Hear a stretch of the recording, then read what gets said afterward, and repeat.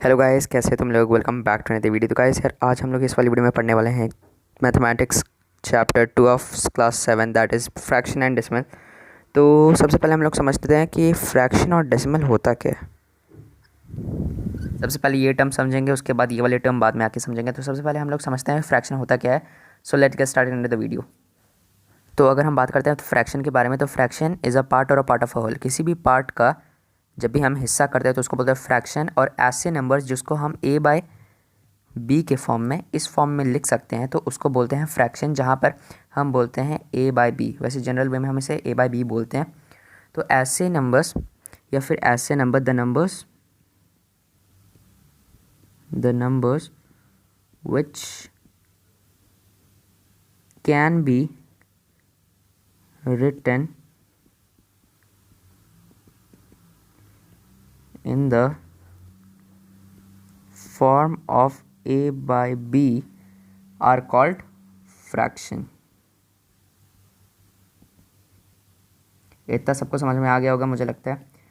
Fraction के काफ़ी सारे टाइप्स होते हैं। पहले में आते हैं proper fraction, then improper fraction, mixed fraction and equivalent fraction. और देखो, जब भी हम किसी फ्रैक्शन को ए बाय बी के फॉर्म में एक्सप्रेस करते हैं, यानी कि ए बाय बी, तो जो ऊपर वाला टर्म होता है उसको हम बोलते हैं न्यूमरेटर, और जो नीचे वाला टर्म होता है उसको हम बोलते हैं डिनोमिनेटर। अगर मैथ्स में बोलें तो डिनोमिनेटर को हर बोलते हैं और न्यूमरेटर को अंश। ये होता है अंश, ये होता है हर। तो अंश बट्टे हर के भी काफ़ी सारे प्रकार होते हैं, यानी कि फ्रैक्शन के भी काफ़ी सारे टाइप्स होते हैं। जैसे कि पहले आता है proper fraction, then improper fraction, then mixed fraction, उसके बाद इक्विवेलेंट फ्रैक्शन।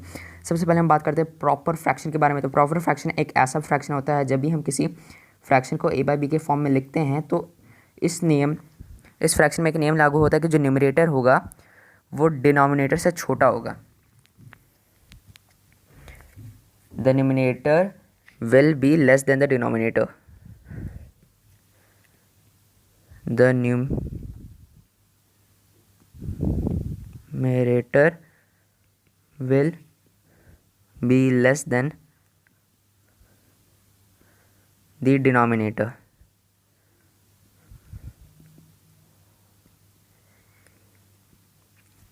तो ऐसा तो उन फ्रैक्शंस को बोलते हैं प्रॉपर फ्रैक्शंस। और बात करते हैं इम्प्रॉपर फ्रैक्शंस के बारे में। जब भी जो न्यूमरेटर हो वो डिनोमिनेटर से बड़ा हो, a is greater than b, then it will be called as the improper fraction। जब भी न्यूमरेटर डिनोमिनेटर से बड़ा होता है तो उसको बोलते हैं इम्प्रॉपर फ्रैक्शन। उसके बाद आता है मिक्स्ड फ्रैक्शन। मिक्स्ड फ्रैक्शन एक ऐसा फ्रैक्शन होता है, जैसे कोई इम्प्रॉपर फ्रैक्शन होता है, जैसे 22 पर हम 7 लिखते हैं, तो एक इम्प्रॉपर फ्रैक्शन है क्योंकि इसमें न्यूमरेटर 22 है और डिनोमिनेटर 7 है, यानी कि जो 22 है वो 7 से बड़ा है, ए बी से बड़ा है। तो और जब ए बी से बड़ा है, 22/7 है, तो हमें इसे एक फॉर्म में कन्वर्ट करना पड़ता है जिसको बोलते हैं मिक्स्ड। ये मिक्स्ड में कब कन्वर्ट होगा, हमें 22 को 7 से डिवाइड करना पड़ेगा।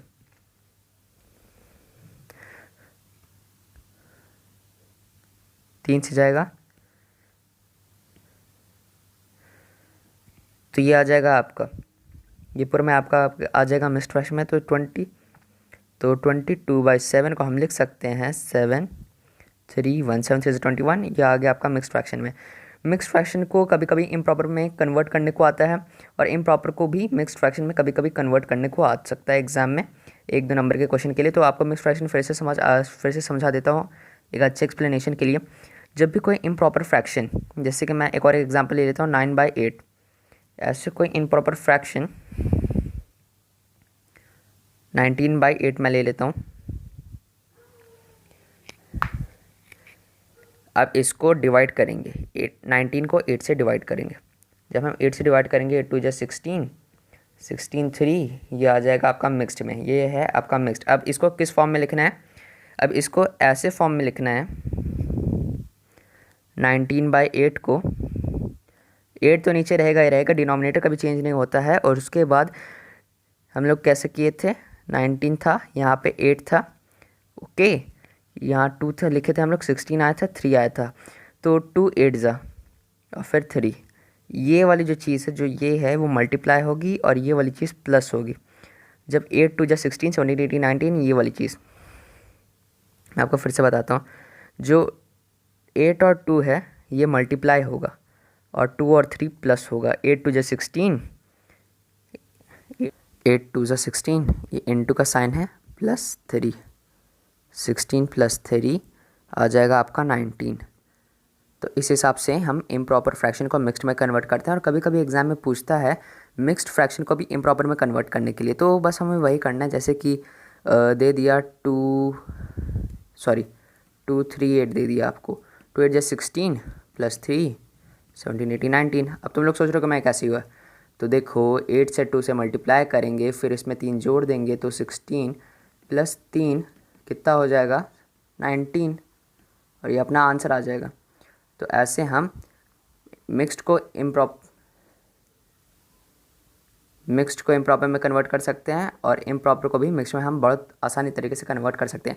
अब बात करते हैं गाइस चौथे टाइप के फ्रैक्शन की, जो कि है इक्विवेलेंट फ्रैक्शन। आपके बुक में बस इतना ही दिया तो मैं आपको इससे ज़्यादा कुछ पढ़ाऊंगा नहीं। तो इक्विवेलेंट फ्रैक्शन एक ऐसा फ्रैक्शन होता है जो कि इक्विवेलेंट टू ईच अदर होता है। जैसे कि अगर मैं बात करता हूँ 2 इंटू 3, अगर मैं इन दोनों को एक ही नंबर से मल्टीप्लाई कर देता हूँ तो 12/18 आएगा। 2 6 जा 12, 2 9 जा 18, 3 2 जा 6, 3 3 जा 9, 2/3 ये घुमा फिरा के ये वापस आना चाहिए। मैं फिर से एक और एक एग्जाम्पल ले देता हूँ। जैसे कि हम लोगों ने ले लिया 2/3 वापस से ले लिया, चलो ऐसे मैंने लिया 2 3 जा 6, 3 3 जा 9, 3 2 जा 6, 3 3 जा, ये 2 है, 2/3 वापस आ गया। इस जो चीज़ है इसको जब हम सिंपलेस्ट फॉर्म में कन्वर्ट करेंगे तो हमें यही चीज़ दोबारा देखने को मिलेगी। इतना आप लोग समझ गए। इक्विवेलेंट फ्रैक्शन में ज़्यादा कुछ नहीं होता है, यही चीज़ सिंप्लीफाई करने पे, सिंपलेस्ट फॉर्म में बनाने पे यही चीज़ दोबारा मिलती है, तो उसको बोलते हैं इक्विवेलेंट फ्रैक्शन। बस इतना ही है प्रॉपर। तो हम लोग अभी अभी कौन सी चीज़ें कवर की हैं, proper fraction, improper fraction, mixed fraction, उसके बाद इक्विवेलेंट फ्रैक्शन।